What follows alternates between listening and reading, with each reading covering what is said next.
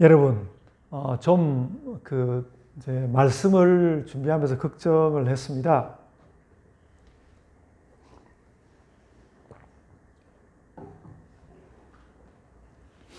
세상이 원래 그랬나 싶은 생각을 다시 이제 해보게 될 만큼 요즘에 이제 어려운 일들이 많고 뭐 코로나 감염도 그렇지만은 요즘 그 대통령 선거를 앞두고 일어나고 있는 여러 가지 정치적인 사건들도 그냥 아무런 권한이나 권력이 없는 사람들에게는 너무 어이없는 일들이 많고 그래서 어떻게 이 어려운 세계를 살아가나, 그리고 이렇게 난감해 보이는 이런 상황 가운데서 우리는 어떻게 살까, 그런 생각도 들고, 또 우리 이덕신 목사님 기도했지만, 우리들 안에는 또 구체적으로 또 몸이 아픈 사람들도 있고, 그러는 중인데, 그래서 늘 더 한바탕 좀 웃을 수 있고 또 하나님의 위로를 받을 수 있는 그런 말씀을 나누고 싶은 마음이 많음에도 불구하고, 또 오늘 설교 제목을 보니까 고난으로 여는 세계 이렇게 나와 있고, 찬송도 불러보니까 십자가를 질 수 있나, 그래서 오늘은 또 어려운 심정에 우리 목사님이 또 얼마나 더 어려운 말을 보태줄 것인지 기대가 되는 그런 그런 말씀인데, 여러분, 우리가 다시 십자가를 다시 좀 생각해 보는 가운데서 마음 가운데 그 십자가 이야기를 하면서 마음 가운데 좀 위로를 받았으면 하는 그런 생각을 가집니다. 저는 이제 지난 주간을 보내면서 그런 생각을 하게 됐습니다. 이 성경 말씀하고 관련된 이야기인데요. 우리가 우리의 삶을 이렇게 살아오면서 늘 뭔가 좀 세상 가운데 나가서 세상을 좀 탁 치고 나가서 나 자신을 좀 입증하고 나 자신이 이만한 것을 남들한테 드러내고, 그래서 남들도 인정하고 그래서 박수치고 기쁘고 그런 이런 일들을 좀 하면서 살고 싶은데, 조금 그런 것들이 좀 되는 듯 했다가 또 어느새 또 미끄러져 버리고 어려워져 버리고 그런 일들을 보면서 참 그 마음 가운데 어려운 그런 거 많이 있는 것을 느꼈습니다. 근데 지난 주간을 보내면서 이제 특별히 예수님의 십자가 이야기를 많이 좀 들여다보면서 그런 생각을 하게 되었습니다. 내가 혹은 우리가 너무 나 자신을 입증하고 내가 이만한 사람이야, 나 자신을 입증하고 또 우리 자신을 이만하다고 드러낼 수 있는 그런 무엇을 얻으려고 애쓰기보다는 오히려 다른 사람을 입증하고, 내가 늘 그래서 저는 그런 생각을 지난주가 많이 했습니다. 내가 무슨 생각을 하고 내가 무슨 말을 할 때에 나를 입증하는 것이 아니라 나의 말을 통해서 내 옆에 있는 어떤 사람이 훌륭한 사람이 되고 입증되고, 그 사람이 참 그런 사람이었구나. 그래서 어디 가면 내가 이렇게 두드러지게 탁 나타나서 맞아, 저분은 훌륭한 분이야, 그렇게 되는 것에 힘을 기울이기보다는 나 때문에 내 옆에 있는 사람이 그러니까 내가 가는 자리에서는 내가 아니라 내 주변 사람들이 다 훌륭한 사람으로 좀 드러나는 그런 삶을 좀 살아야 되겠다라는 생각을 하게 됐습니다. 여러분, 예수님은 하나님의 아들이어서 성경의 말씀을 볼 때는 우리가 입증할 필요도 없이 예수님은 입증되어 있습니다만은, 예수님의 십자가가 그런 것이 아닐까. 그러니까 다 가진 것도 없고 잘하는 것도 없고 거기다가 뭔가 나에게 고통 다가오고 이래가지고 아무 볼품없고 참 처량하게 살아가는 이런 사람들 참 많은데, 예수님이 그런 사람들을 다 아니야 다 쓸모 있는 사람이야, 그것을 예수님이 너무 입증시켜 주시고 싶으셨다는 것이죠. 죄가 많아서 뭐 내가 가진 것도 없는데 죄도 많아서 뭐 천국 좀 들어가게 해달라고 하나님 앞에 좀 이렇게 말씀을 할 그런 여력도 없고 이런 인생을 살아가는 사람들에게 예수께서 아니야. 너는 나에게 너무 중요하고 그래서 내가 내 목숨을 바치더라도 내가 너를 어떻게 하든지 하나님 앞에서 용서받는 사람이 되고 죄 없는 사람으로 내가 너를 입증하기 위해서 내가 나를 입증하기 위해서 내가 십자가에 달리는 것이 아니라 너 죄 많다고 여기는 불쌍한 너를 입증하기 위해서 내가 이렇게 십자가에 달리는 거 아니냐. 예수님이 그 말씀을 우리에게 하시는 것 같아서 오늘 어떻게 하든지 이제 그런 말씀을 우리가 좀 받고, 그래서 또 여러분에게 막 또 고꾸라져서 나는 죽어지고 다른 사람만 살려내고 뭐 이렇게 다른 사람만 또 높이고 이런 사람 되라고 억지로 힘써서 그렇게 하자는 것이 아니라 예수께서 이렇게 말씀을 하시니까 그냥 우리의 자연스럽게 살아가는 삶으로 나는 그냥 이렇게 자연스럽게 살아가고 있는데 내 옆에 있는 사람이 내 주변에 있는 사람이 아름답고 또 뭔가 죄를 용서받을 만한 사람이고 예수님 앞에 설 만한 사람으로 되어가는 그런 어떤 교회의 삶, 또 우리 신자들의 삶 이런 것들이 되었으면 좋겠다. 그런 생각을 오늘 설교를 하면서 고난으로 여는 세계, 그러니까 이 고난이라는 말을 막 너무 어렵고 힘겹게 받기보다는 나를 입증하기보다는 좀 다른 사람을 이렇게 높이고 다른 사람을 입증하는 그런 삶을 살다 보면 그것이 나에게는 고난이 되고 그렇게 해서 아름답게 열려오는 세계다. 뭐 이런 말씀으로 오늘 말씀을 여러분들에게 드리고 싶은 것입니다. 이미 설교의 내용들을 전부 다 이야기한 것이나 마찬가지인데 여러분들과 이 말씀을 좀 나누려고 합니다. 오늘 우리 이덕신 목사님의 큰아들 의연이가 오늘 교회에 오겠다 그래가지고 자, 그래서 의연이를 생각하면서 어떻게 하든지 좀 더 쉬운 설교를 만들고 좀 더 짧은 설교를 만들려고 생각을 했는데 의연이가 안 왔으니까 제가 마음 듣고 또 설교 앞에다가 또 이제 다른 이야기까지 붙여가면서 오늘 또 얼마나 설교를 길게 하려고 근데 하여간 짧은 설교로 가려고 노력하면서 말씀 가운데로 들어가 보려고 합니다. 여러분, 이 복음서는 크게 말해서 두 부분으로 이제 또 네 개로 나누고 그런데 크게 말해서 두 부분으로 나누어져 있습니다. 앞부분은 갈릴리 사역이고 뒷부분은 예루살렘 사역이죠. 예수님 그 복음서 사실 그렇게 돼 앞부분 갈릴리 사역, 뒷부분 예루살렘 사역 이렇게 되어 있는데요. 갈릴리 사역은 지난주에도 이 말씀 드렸는데 갈릴리 사역은 연약한 백성을 돌보는 내용이 주로 나오고요. 예루살렘 사역은 주로 구속 사역의 완성을 향합니다. 그런데 이 예수께서 그래서 이 예루살렘 사역을 굉장히 중요하게 생각하고 예수님도 바짝 긴장해서 말씀하시고 그렇게 하는데 이 예수님의 구속 사역을 방해하는 요소들이 있었습니다. 첫째로 이 구속 사역을 방해하는 외적인 요소는 바리새인, 서기관 이런 성경을 좀 안다고 하는 그 당시에 종교의 그 지도자들 이들이 예수님을 향해서 의심을 가지고 있고 또 예수님을 시험하려고 하고 끝내는 이들이 예수님을 붙잡아가서 예수님에게 테러를 하는 거 아닙니까? 그러니까 그런 어떤 외적 방해 요소가 하나 있었고요. 그런데 예수님은 그와 함께 또 한 가지 아주 끈질긴 그 공동체 내에 그 예수님과 함께하는 예수 공동체 안에서의 그 내적 문제, 그 아주 외적 문제와 함께 아주 내적 문제에 부딪혀 있었는데 그것은 예수님의 제자들이 예수님 사역의 진정한 뜻을 내내 잘 이해를 하지 못한다는 것이었습니다.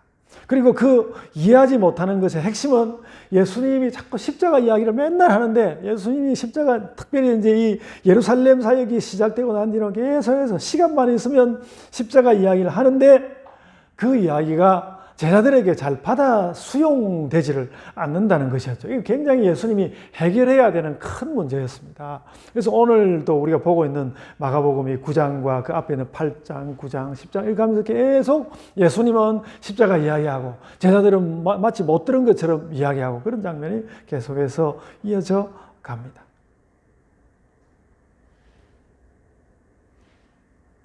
예수님과 예수님과 제자들이 오늘날로 쳐서 개인적인 관계로 이야기하면 예수님이 제자들을 참 잘 대해주었기 때문에 예수님과 제자들의 사실 개인적인 관계는 너무너무 좋은 관계였습니다. 오늘날도 만약에 교실에서 예수님처럼 그렇게 가르치는 선생님이 있다면 최고의 선생님이거든요. 그래서 개인적인 관계가 나쁜 것은 하나도 없는데 제자들이 계속해서 이 예수님의 십자가 말씀을 잘 수용하지 않기 때문에 예수님과 제자들 사이에 긴장 관계가 늘 형성되어 있었습니다. 그래서 다시 말씀이지만 마가복음 8장, 9장, 10장 이 내용은요, 십자가의 그 말씀을 계속해서 하시는 예수님과 그것을 잘 수용하지, 이해하지 못하거나 혹은 또 수용해 드리지 않는 제자들 사이의 긴장 관계로 이루어져 있습니다. 그래서 이제 다시 말씀이지만 예수님은 기회만 있으면 십자가 이야기하고 또 예수님이 그런 이야기 할 때마다 제자들은 딴소리하고 이렇게 가는 것이죠. 오늘 본문도 그런 분위기 가운데 일어난 한 조각의 대화입니다. 주제는 그 엘리야라는 사람, 그 마지막 때가 오기 전에 이제 그 엘리야가 온다고 했는데 하는 그 이야기를 가지고 엘리야에 관한 이야기를 하는 건데 그 이야기도 결국은 십자가와 관련된 이야기로 되어 있다는 것입니다. 그래서 오늘 본문을 전체적으로 보면 엘리야 주제로 세례 요한 이야기를 하는 거죠. 예수님이 세례 요한 이야기를 하는데 제자들은 실은 세례 요한에 대해서도 잘 모르고 있었는데요. 주로 세례 요한에 대해서 잘 모르는 건 뭔가 하면 그가 고난받은 사실에 대한 이런 것들을 제체 눈체로 자꾸 생각하고 건다는 것이죠. 제자들은 선지자의 말씀과 떠도는 이야기들을 가지고 예수님에게 그렇게 물었습니다. 11절에 나오는 이야기인데 선생님, 마지막 때가 오기 전에 엘리야가 와야 한다는 건 무슨 말입니까? 이렇게 물은 거죠. 그래서 이 질문을 할 때의 제자들은 엘리야가 바로 세례 요한이라는 걸 잘 알지 못했고 예수님은 끝까지 이 엘리야가 바로 예수님을 이야기하는 거라고 오늘 본문에서 말씀하지 않습니다. 대충 느낌으로 그들을 깨달았을 거라고 생각합니다만, 근데 예수님은 이 세례 요한 이야기를 할 때도 여러분 성경을 가만히 읽어보면 그렇습니다. 제자들은 엘리야 이야기를 할 때 굉장히 최고의 선지자 엘리야가 온다면서요. 그래서 그 엘리야라는 그 당당한 이름과 또 그가 가지고 있는 좀 전에도 우리가 산 위에서 그 엘리야를 봤는데 그 영광된 모습 이런 걸 생각하면서 엘리야가 온다면서요. 제자들은 그 이야기를 하고 싶었던 것인데 예수님은 뭐 그 엘리야 이야기를 전혀 부인하는 건 아니지만은 예수님은 그 이야기와 관련해서도 그 어떤 고난을 이야기하려고, 엘리야의 고난을 이야기하려고 한다는 것이죠. 그래서 오늘 13절에 보면 예수께서 13절에서 결론적으로 그런 말씀을 했습니다. 엘리야가 왔을 때 기록된 바와 같이 사람들이 함부로 대우하였느니라. 그렇게 말했습니다. 사람들이 함부로 대우했다. 사람들이 이 세례 요한을 잡아다 죽이지 않았습니까? 그러니까 그 제자들과 또 이제 다른 이야기를 하는 사람들은 뭔가 세례 요한 자체를 제쳐두고 이야기하는데 엘리야의 당당한 이름, 또 훌륭한 이름, 뭐 이런 것만 이야기하고 싶은데 예수님은 그보다는 그 엘리야가 왔는데 사람들이 함부로 대우하지 않았냐, 그래서 그가 고난받지 않았냐, 그 이야기를 하고 있습니다. 그래서 사람들과 함께 제자들은 그 마지막 때, 예수님은 이 마지막 때를 위해서 이 고난 문제를 분명히 이야기를 해야 되겠는데 제자들에게 자꾸 이야기를 해도 제자들이 자꾸 딴소리하고 이거 못 알아듣는다는 것이죠. 그래서 예수님은 고난받고 죽었다가 다시 살아나는 것을 이야기하고 있는데 제자들은 고난받는 것, 죽는 것 이런 것은 심중에 자꾸 받아들이지 않고 다시 이제 아까 말씀대로 선지자들 중에 최고라고 영광스럽게 생각하는 엘리야 이야기를 다시 꺼냈단 말이죠. 엘리야가 다시 와야 한다던데 아까 산에서 본 것처럼 엘리야가 그렇게 옵니까? 그렇게 영광스럽게 옵니까? 이렇게 묻는 거죠. 그러니까 같은 이야기를 하고는 있어도 예수님의 제자들과 예수님은 딴 이야기를 하고 있다는 것이죠. 예수님이 고난을 이야기하려고 하는데 제자들은 동문서답하고 있었습니다. 엘리야가 온다면서요. 뭐 이런 이야기를 하고 있는 것이죠.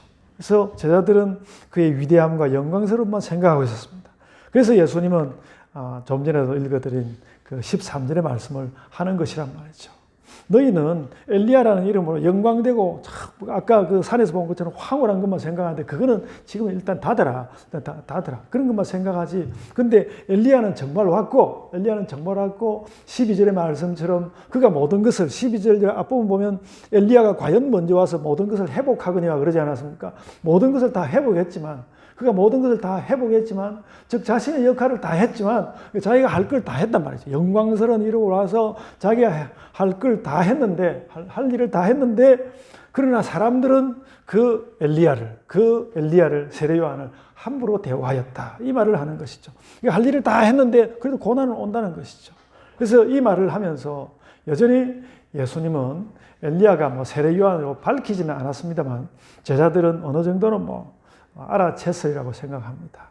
함부로 대우했다는 말은 사람들이 세례 요한을 붙잡아다가 죽인 것을 말하는 것이죠. 물론 왕과 왕비가 주로 그렇게 한 것이지만 우리가 그래서 이 대화에서 확연히 느낄 수 있는 것입니다.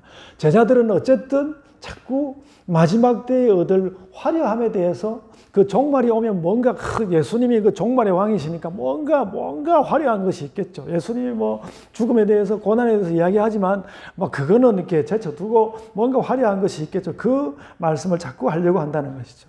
그러니까 예수님은 그 종말에 고난이 오는데 고난을 거쳐가지고 영광스러운 자리로 가는 그런 이야기를 하는 것보다는 고난이 그 종말의 한 부분이고 그 영광이 중요한 것처럼 고난도 아주 중요하다는 이야기를 꼭 하고 싶은 거예요. 그래서 예수님은 특별히 어떤 엘리야의 화려한 등장보다는 사람들이 그를 함부로 대우한 것을 꼭 밝히려고 합니다. 제자들은 그걸 잘 받아들이지 않고 선생님 엘리야가 온다던데 그건 어떻게 된 겁니까? 이렇게 이제 이야기를 하는 것이죠. 예수께서는 이미 마지막 때의 권능을 인정했죠. 앞부분의 그 변화산에서 이미 그 마지막 때의 권능과 영광을 인정하고 변화산상에서 그걸 보여주셨습니다. 그러나 예수님 이야기는 그렇게 권능과 영광에만 빠져들면 안 되고 그 권능과 영광에 고난이 동반한다는 것을 이해시키려고 하고 있습니다. 이 영광을 생각하는 제자들과 고난을 생각하는 예수님 사이에 그래서 긴장이 팽팽했습니다. 그러니까 이 예루살렘 사역 본격적으로 예수님이 그 제사장의 군병들에게 붙들려가고 그런 일이 일어나기 전까지 계속해서 제자들은 이 십자가 이야기를 끝내는 안 받아들이고 예수님은 자꾸 이야기하려고 하는 이런 그 긴장감이 팽팽하였습니다. 그리고 더 중요한 것은 영광이냐 고난이냐 하는 그 엘리야 이야기 속에 예수님 자신의 고난을 말씀하고 있다는 것입니다. 오늘 본문의 중요성은 거기에 있다고 봅니다. 12절에 나와 있는데요. 12절에 이렇게 나와 있습니다. 제자들 당신들 말대로 정말 엘리야가 왔고 그래서 그가 모든 것을 회복했는데 그런데 성경은 어째서 또 나에 대해서 그 엘리야가 다 회복했으면 됐지. 왜 성경은 다시 나에 대해서 이 예수님에 대해서 나에 대해서도 다시 말하기를 그가 고난과 멸시를 받을 것이라 하느냐 그 이야기를 하는 것이죠. 엘리야가 와서 세례 요한이 와서 그가 다 회복했는데 또 예수님이 또 내가 또 뭐 할 것이 있어 내가 고난을 받아야 하느냐 그 질문을 하는 것입니다. 제가 이걸 좀 다르게 이야기를 해보겠습니다. 그러니까 엘리야가 와서 모든 것을 회복했으면 그 된 거 아니냐. 그런데 엘리야가 다 닦아놓은 길을 그 접경을 평탄케 하라 그러지 않았습니까? 엘리야가 다 닦아놓은 길을 걸어가는 나는 왜 아무런 준비가 없는 것처럼 나는 또 고난을 받는다는 것이냐.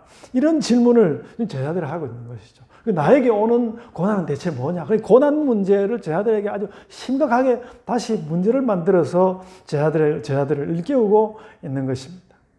그래서 여러분 제가 이 말씀을 여러분들에게 이렇게 지난주하고 거의 별로 다를 바가 없는 설교를 이렇게 하는 이야기는 제가 지난주에 이 말씀을 꼼꼼히 읽어보고 그러다가 생각해 보니까 저도 지금 이 12절에 나온 그러니까 엘리야가 이미 왔는데 나는 왜 또 고난을 받는 것이지? 이 질문을 한 번도 심각하게 저 생각해 본 적이 없고 당연히 설교도 한 적이 없으니까 이 예수님의 질문의 심각성을 여러분에게 말하려고 하는 것입니다. 그러니까 예수님이 하신 이 질문의 정확한 뜻이 무엇입니까? 나의 길을 예비하는 자, 세례 요한이 예언보다 그 예언대로 나보다 먼저 왔단 말이죠. 세례 요한이 먼저 왔습니다. 그리고 그는 자신의 사명대로 죽음까지 감당하면서 다 그 이제 회복해야 되는 걸 다 회복했단 말이죠.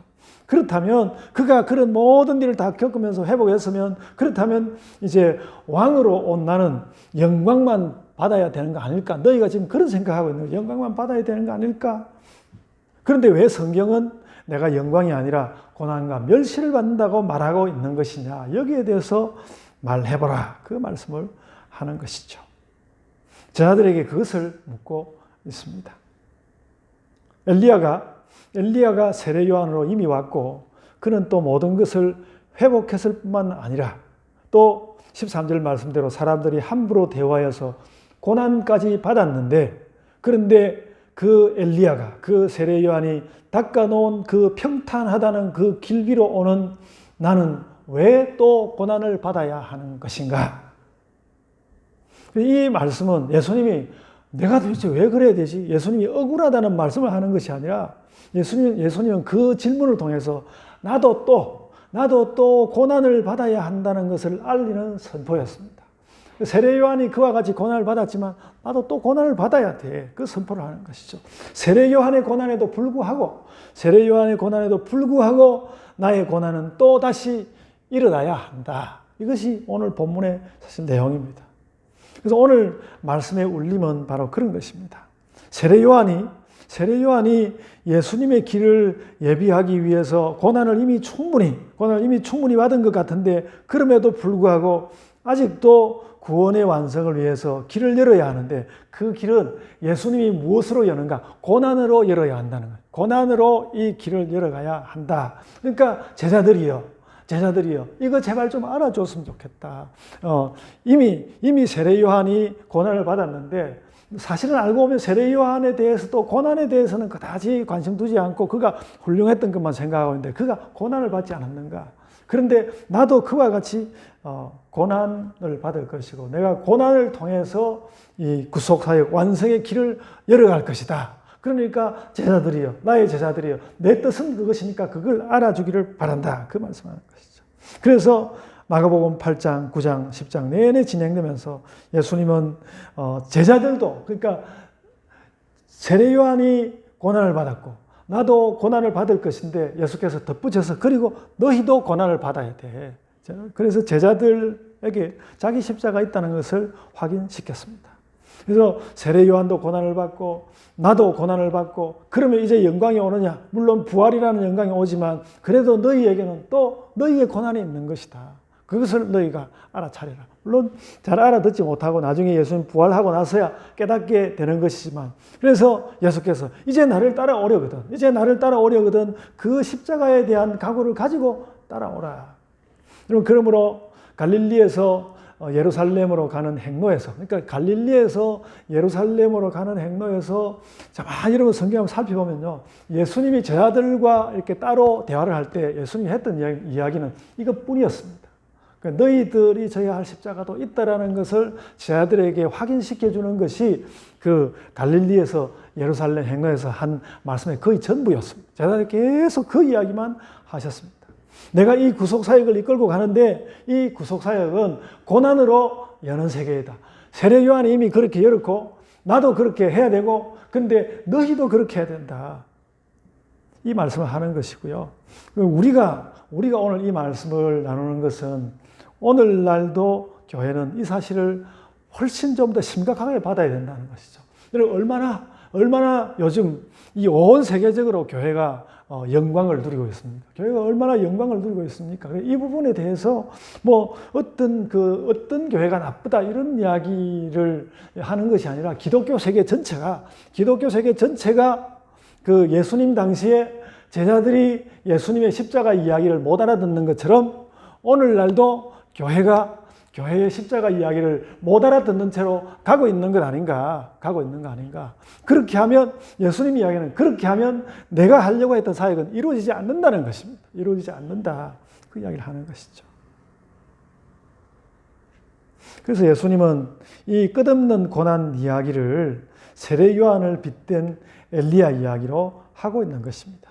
엘리야가 과연 먼저 와서 모든 것을 회복하거니와 어찌 인자에 대하여 기록하기를 많은 고난을 받고 멸시를 당하리라 하였느냐. 그러니까 준비하는 자만 준비하는 자만 고난받고 완성시키는 사람 와서 영광을 받으면 되는 거지. 그렇게 너희들이 그렇게 생각하고 있는 거 아니냐. 예수님이 그게 아니라는 것입니다. 그거 아니라는 말을 제 아들이 영 잘 못 알아들었고 그게 내내 제 아들과 예수님 사이에 긴장이었다는 것이죠. 그래서 여러분 그 성경에서 말씀하는 엘리야가 먼저 오고 그 광야에 외치는 소리가 먼저 오고 하는 그 준비와 회복은 예수님의 영광을 영광이 있긴 하죠. 우리가 부활이 오니까 예수님의 영광을 근데 예수님은 지금 이 장면에서는 영광을 위한 것보다는 영광을 위한 것이 아니라 먼저 인자 예수님의 고난이 더 분명한 뜻을 넣기 위한 이 고난의 그 분명한 뜻을 넣기 위한 준비였던 것입니다. 그리고 마찬가지로 제자들의 사역도 이제는 영광을 받겠지 그런 것이 아니라 예수님의 그 고난이 분명하게 드러나도록 예수님이 고난받으셨다는 그 사실이 분명하게 드러나도록 그 자신도 십자가를 지는 그 사역을 계속해야 된다는 것입니다. 그리고 그 이야기는 오늘날의 교회도 마찬가지라는 것이죠. 오늘날도 예수님의 그 뜻이 분명하게 드러나는 물론 예수님의 부활을 우리가 전해야 하지만 그러나 부활을 전하는 우리의 자세는 예수님의 그 십자가를 나에게 받아들여서 내가 낮아지고 또 나의 어려움을 그냥 묻어두면서 어려움을 감내하고 그렇게 가는 그 십자가의 길이라는 것이죠. 그래서 여러분 이 예수님 말씀을 다 합쳐보면 그렇습니다. 하나님의 영광의 나라가 온다. 그런데 그 영광의 나라를 여는 것은 고난이다. 세례 요한도 고난당하였고 나도 고난당할 것이고 너희도 그렇다. 교회도 그렇다. 이렇게 말씀하는 것이죠. 하나님 나라는 고난으로 여는 세계이다. 그 제자들은 그러니까 여러분 이런 말을 하니까 우리가 그런 생각이 버뜩 든단 말이죠. 그럼 제자들은 이런 이야기를 듣고 영광을 구하고 그랬으면 제자들이 떠나고 싶지 않았을까? 떠나고 싶지 않았을까? 그래서 실제로 여러분 조금 느낌은 다르게 나옵니다만 요한복음 6장 66절에 가보면 그런 이야기가 나와요. 그게 뭐라고 하냐면 그때부터 그의 제자 중에서 많은 사람이 떠나가고 다시 그와 함께 다니지 아니하더라. 이렇게 요한복음에서 그 이야기를 적고 있습니다. 물론 이제 예수님의 12제자가 그렇게 남고 아주 또 여제자들이 몇 명 남고 그렇게 됐지만 다 떠난 거예요. 예수님께서. 그러니까 내가 가는 이 길은 끝까지 고난이다. 끝까지 고난이 함께 하는 것이다. 그러니까 많이 떠나버렸습니다.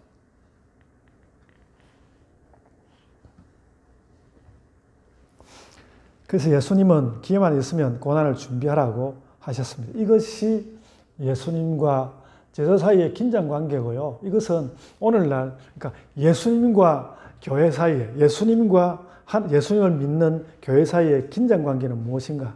고난에 대한 분명한 바른 이해를 가지고 있느냐? 이런 것이란 말이죠. 그래서 우리가 예수님을 우리가 세상에 나아가서 어디 가서든지 예수님을 가장 잘 나타내는 방법은 어떻게든 십자가를 감당하는 일입니다.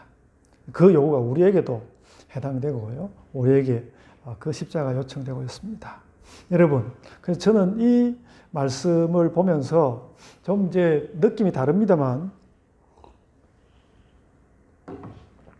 지난주에 이 말씀을 보면서 제 자신에 대한 정리를 했습니다. 이제는 내가 오늘의 고난, 내가 좀 어려울 수 있는 거, 사람에 따라 다 어려움의 정도가 다르고 그렇습니다만, 저도 저 나름대로 어려움도 있고, 또 뭔가 이루지 못한 것도 있는 것 같고, 내가 이 정도 영광을 받고 싶고, 그런 거 다 이렇게 있단 말이에요. 근데 내가 오늘의 어려움, 오늘의 고난을 발판으로 어떤 새로운 영광을 얻으려고 하지를 말아야 되겠다. 그렇게 하지 말아야 되겠고, 하나님께서 이미 나에게 주실 것을 다 주셨다라는 그런 생각으로 제 삶을 정리했습니다. 나는 이제 주님께서 나에게 아무것도 안 주셔도 됩니다. 내가 주님 이제 주실 것 다 주셨으니까 내가 다 받은 거로 딱 정리하고 이제 뭔가 내가 나를 입증하는 것이 아니라 다른 사람을 입증하고 다른 사람이 소중하고 또 다른 사람의 어떤 어려운 부분에 대하여서 거기에 대해서 응답하는 자로 살아야지. 그걸 위해서 나에게 좀 어려움이 다가온다면 어려움으로 다가가야지. 내가 이 고난 후에는 내가 영광을 받으리라. 그런 생각을 던지고 가야 하겠다는 그런 것으로 저의 생각을 바꾸기로, 막 그런 생각을 어느 정도는 또 늘 느끼고 있었지만은 좀 확연히 더 정리하고 그렇게 살아야 할 것을 생각하였습니다. 여러분, 그래서 뭐 당장 이런 생각을 했기 때문에 그래서 제가 무슨 일을 할 수 있을는지 거기에 대해서는 아직 잘 모르겠습니다. 잘 모르겠는데, 그러니까 우리가 저는 이런 생각을 하면서 특히 우리 젊은 신자들에게는 그런 이야기를 하고 싶습니다.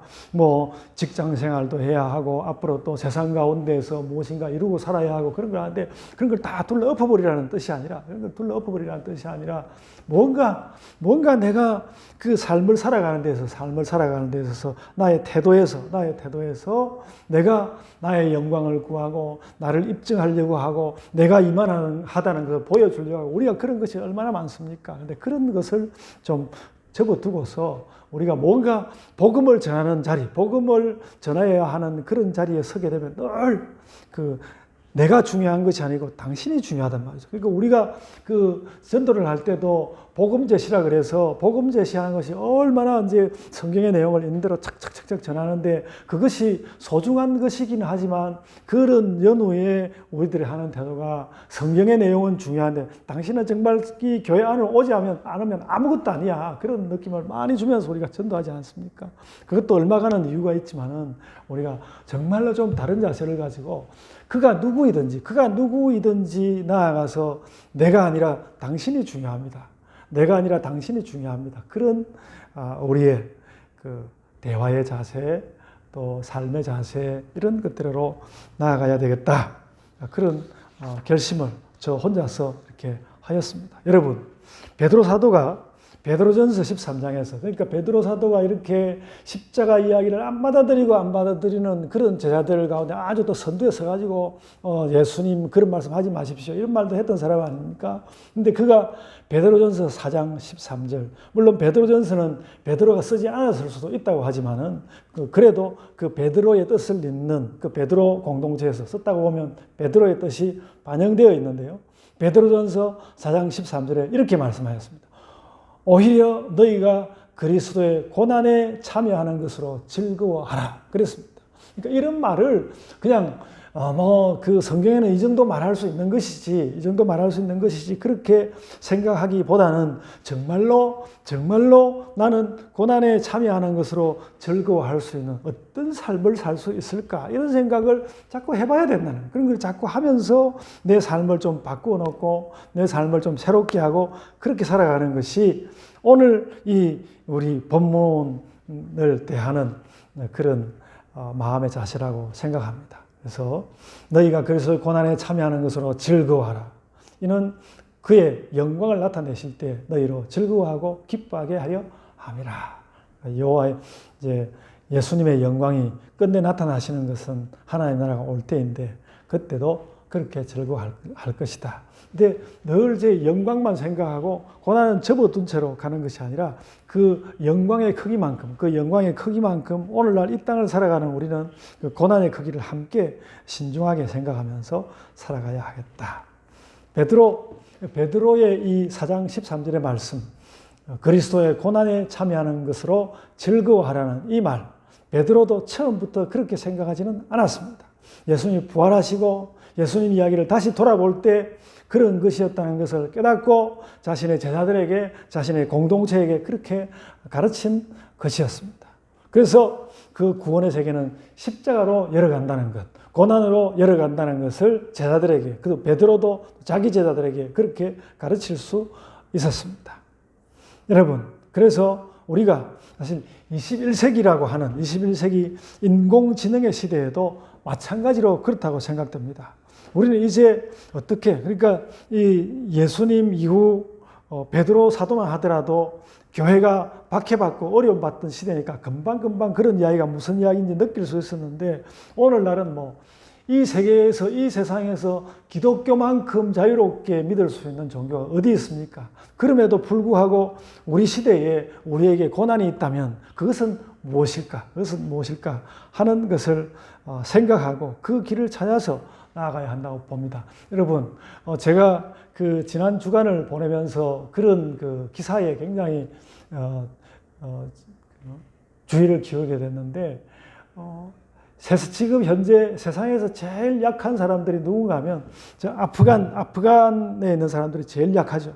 그 약한 사람들 중에서도 더 약한 사람들이 아프간에 있는 아프간 여자들인데, 그래서 저들이 어떻게 할 건가 쳐다보고 있었는데, 이제 많은 사람의 이야기는 아니지만 그 중에 어떤 그나마 또 이전에 여성 운동을 해봤고 그런 사람들 중심으로 하는 이야기겠지만, 그 세상에서 가장 약한 그 여자들이 무슨 이야기를 하는가 하면, 우리가 죽을 때까지 이 부분에 대해서 여성을 이렇게 살지 못하도록 하는 이 아프간 탈레반 그 정권에 대하여서 우리가 죽을 때까지 싸울 것이다, 그렇게 이야기하거든요. 그러니까 이 여성들이 현재 깨달은 건 뭔가 하면, 그 자기들의 길을 열기 위해서는 피할 수 없이 고난이 온다는 것이죠. 피할 수 없이 고난이 온다는 것을 그들이 깨닫고 있는데, 그들의 깨달음은 참 이 믿음의 내용이 다릅니다만 예수께서 제자들에게 한 그 말씀과 같다는 것이죠. 그래서 오늘날 그들의 종교 전통이 어떠하든지, 그리고 또 우리가 생각하는 것이 무엇이든지 간에 그런 세상에서 약하게 된 그들을 위한 우리의 지원, 또 교회. 그래서 어떤 면에서 보면요, 딱 이런 것을 난민기구 이런 데만 맡겨놓고 있을 것이 아니라, 그리고 또 그곳에서 노력하고 있는 선교사들을 지원한다는 것만 아니라, 그 아프간 그 사태 자체를 지원하기 위한 교회의 노력들, 이런 것이 그나마 우리의 고난을 지고 가는 일이라고 생각이 됩니다. 그래서 여러분, 우리 자신을 이런 예수님께서 너희가 그 천국의 영광과 함께 고난을 꼭 생각해 주었으면 좋겠어, 그렇게 말씀하시는 예수님에게 우리가 속 시원하게, 그러니까 예수님이 속 시원하게 그 이야기를 듣지를 못해. 제자들이 예, 선생님 우리가 그렇게 하겠습니다, 그런 이야기를 한 번도 제자들에게 속 시원하게 듣지를 못했단 말이죠. 우리가 오늘 예수님 앞에 이 부분에 대해서 여러 가지 마음에 좀 걸리는 부분이 있긴 하지만, 우리가 예수님의 이 질문에 대하여 우리가 속 시원한 대답을 드려야 하는, 예, 주님 우리가 그렇게 하겠습니다, 내 삶에서 내가 이 복음을 따라가는 길에서 고난이 있다는 것 받아들이고 그것이 오면 달게 받겠습니다 하고 속 시원하게 예수님께 제가 그렇게 하겠습니다 답을 드려야 한다는 것이죠. 그리고 예수님은 그래, 너희가 그렇게 한다면 그 고난으로 인하여 하나님의 나라가 열려올 것이다, 그래서 그 말씀을 하는 것입니다. 여러분, 오늘 너무 시대가 어려운 가운데서, 어려운 시대를 맞이하고 있어서 고난을 이야기하기보다는 위로와 평화에 관한 이야기를 더 하여야 하는 이러한 때에 예수 그리스도께서 우리에게 그래도 우리에게 고난을 요청하셨다는 그 사실을 깨달으면서 또 한 주간을 살아가시기를 바랍니다. 아멘. 자, 기도하겠습니다. 은혜가 풍성하신 아버지 하나님, 예수 그리스도께서 은혜 받기 원하는 우리를 향하여 고난의 은혜를 받도록 말씀하시는 것 저희들이 듣습니다. 아버지 하나님, 우리가 정말로 예수 그리스도 앞에 속 시원하게 주님, 제가 정말 고난을 감수하면서 살아가겠습니다 라고 대답하는 그 뜻은 어디에 있는지 그런 것을 물으면서 사는 자들이 되게 하여 주옵소서. 교회의 모든 지체들이 이 일에 신중하게 나아갈 수 있도록 교회의 모든 가르침과 교회에 행하는 모든 사역들이 이 예수 그리스도의 십자가를 향할 수 있게 하여 주옵소서. 아버지 하나님, 오늘 또 저희들이 살아가는 삶과 또 한 주간을 살아갈 때에 이 예수 그리스도께서 하신 이 말씀을 귀에 쟁쟁하게 또 울리는 그 소리를 들으며 살아가는 저희들이 되게 하여 주옵소서. 아버지 하나님, 영광 받아 주옵소서. 감사하옵고 예수님 이름으로 기도드리옵나이다. 아멘.